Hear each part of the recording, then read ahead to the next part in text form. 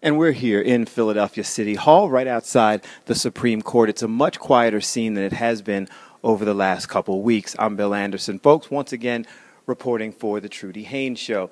So as you know, we're in the midst of an ongoing challenge over voter ID legislation. We're still waiting to see exactly what's going to happen. A voter ID law passed requiring everyone to have that ID. It then was challenged. It was sent to the Supreme Court, which ultimately sent it back for additional review. And now we're in the position of sitting back and waiting. But that's not what we do at the Trudy Haynes Show. So we decided to go and speak to everyone to find out exactly what's going on, get some interpretation of the legislation, and bring the information to you.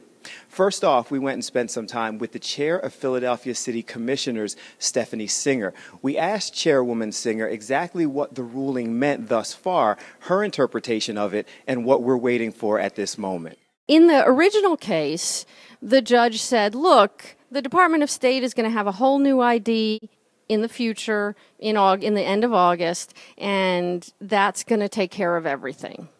So what the Supreme Court said was, look, you can't base this on something that's going to happen. Here we are, it's September, that new ID program is in place, and you, Judge Simpson, need to either be convinced that that program, as it is currently being implemented, without any further changes, that that program really is going to ensure that everyone has the franchise. And if you aren't sure of that, then you must enjoin the law. Along with being a major issue here in the city of Philadelphia and the state of Pennsylvania, the voter ID bills are sweeping across the country and have led to a lot of national exposure as well. One of the people who's gotten involved on a national level and involved in several lawsuits is the national president of the National Association for the Advancement of Colored People, the NAACP. We spoke to President Ben Jealous of the NAACP to find out why this voter ID legislation is not only important in Pennsylvania, but also across the country. A law that's not intended to solve a problem is intended to be a problem. This law was put in place to stop voter impersonation, even though state officials say not only have they never prosecuted a case of voter impersonation, they've never even investigated one.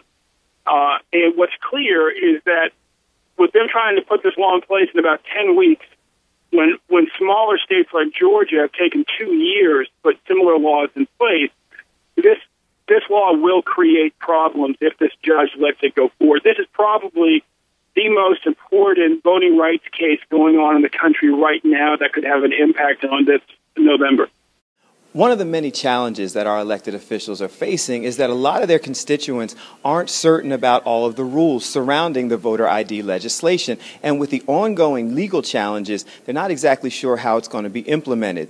We went to Congressman Bob Brady, one of the Philadelphia representatives in Washington, D.C., to find out exactly what he thinks about this legislation, his response to it, and a somewhat emotional feeling about this ongoing struggle. I think it's wrong. I think it's a hardship.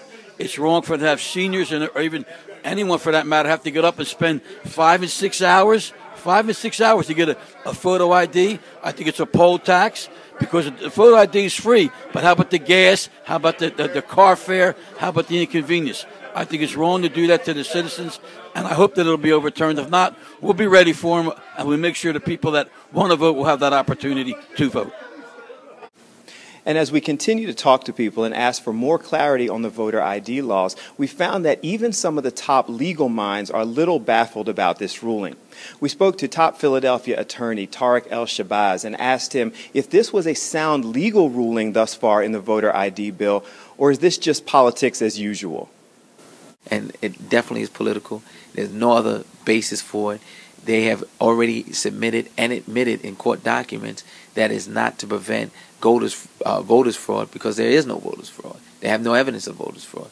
So it's politically motivated, and unless it is enjoined, it will affect the Commonwealth of Pennsylvania.